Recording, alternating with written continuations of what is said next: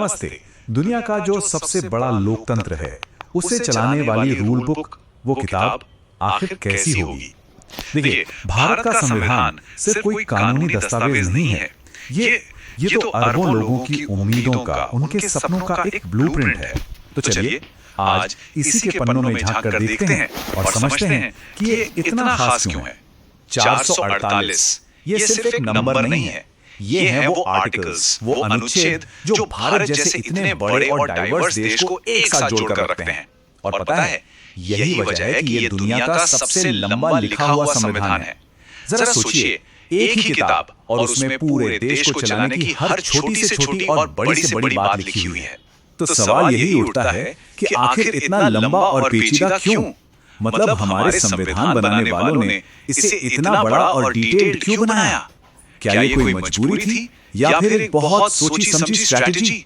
चलिए मिलकर इसका जवाब ढूंढते हैं। देखिए, इसका पहला और सबसे बड़ा जवाब तो खुद भारत में ही छिपा है। हमारी जो अविश्वसनीय डाइवर्सिटी है वो, ये संविधान सैकड़ों भाषाओं, हजारों परंपराओं और करोड़ों लोगों को एक धागे में पिरोने के लिए बनाया गया था। तो जरा सोचकर देखिए कि संविधान बनाने वालों के सामने चैलेंज कितना बड़ा था। एक तरफ कश्मीर की बर्फीली वादियां, तो दूसरी तरफ केरल के हरे भरे मैदान। हर इलाके की अपनी अपनी जरूरतें थीं। और उन्हें अंग्रेजों के बनाए गवर्नमेंट ऑफ इंडिया एक्ट 1935 की विरासत भी मिली, जो खुद ही बहुत भारी भरकम था। और फिर ये फैसला कि सेंटर और सभी स्टेट्स के लिए एक ही संविधान होगा। बस इन सारे वजहों ने मिलकर इसे इतना विशाल बना दिया। लेकिन बात सिर्फ भारत की ही नहीं थी।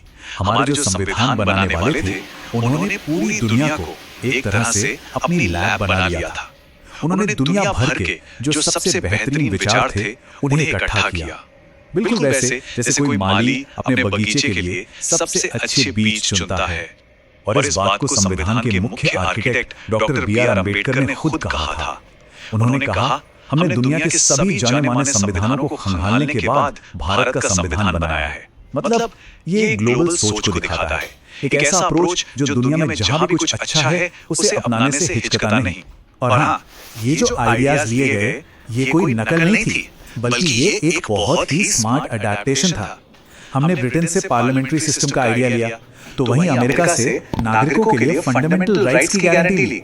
आयरलैंड से हमने सीखा कि एक वेलफेयर स्टेट कैसे बनाया जाता है। और 1935 के एक्ट ने तो हमें एक मजबूत फेडरल स्ट्रक्चर की बुनियाद दे दी थी। तो इन सबको मिलाकर आखिर बनता क्या है? क्या सिर्फ कानूनों की एक मोटी सी किताब? नहीं, बिल्कुल नहीं।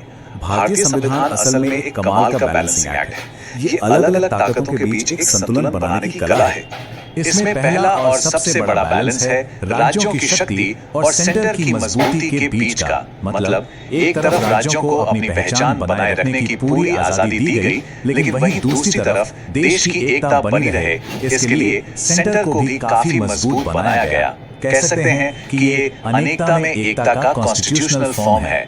और दूसरा बड़ा बैलेंस है पार्लियामेंट और सुप्रीम कोर्ट के बीच। इसको ऐसे समझिए जैसे गाड़ी में दो ड्राइवर हों। पार्लियामेंट कानून बनाने का एक्सेलरेटर दबा सकती है, तो वहीं सुप्रीम कोर्ट संविधान की रक्षा करने के लिए ब्रेक लगा सकता है। ये एक ऐसा चेक एंड बैलेंस है जो किसी को भी हद से ज्यादा ताकतवर होने से रोकता है।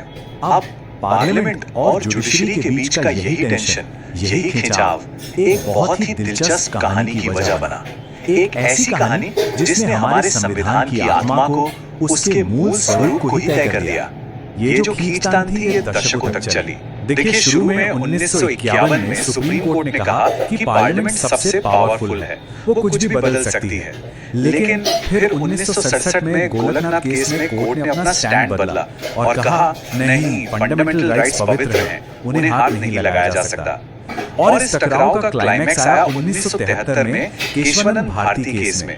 यहाँ कोर्ट ने क्रांतिकारी आइडिया दिया, बेसिक स्ट्रक्चर का सिद्धांत।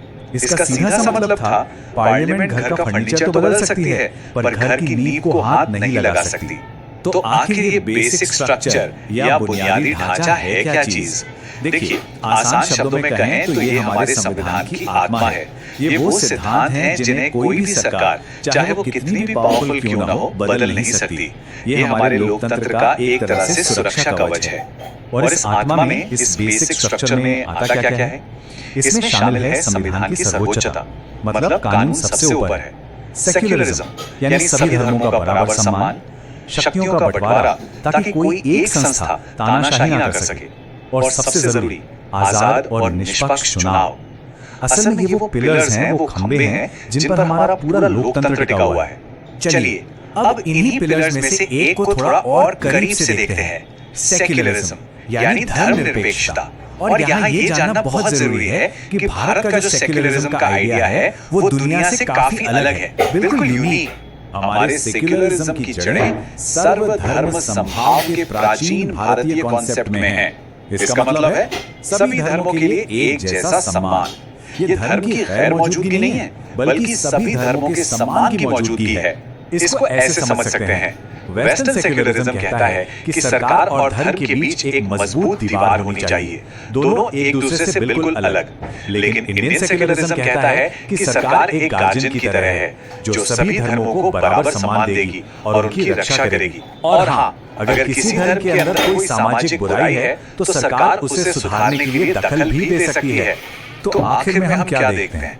यही कि हमारा संविधान पत्थर पर लिखी कोई लकीर नहीं है, ये तो एक बहती हुई नदी की तरह है जो वक्त के साथ अपना रास्ता खुद बनाती है। इसकी सबसे बड़ी ताकत इसका लचीलापन है, इसकी फ्लेक्सिबिलिटी है जो इसे हमेशा रेलेवेंट बनाए रखती है। और यहीं पर एक सवाल हमारे सामने आके खड़ा हो जाता है, जैसे जैसे भारत का समाज, इसकी इकोनॉमी और इसकी राजनीति बदल रही है, संविधान के कौन से बेसिक फीचर का अगला इम्तिहान होगा? ये एक ऐसा सवाल है जो इस लिविंग डॉक्यूमेंट के, इस जीवंत दस्तावेज के भविष्य को तय करेगा।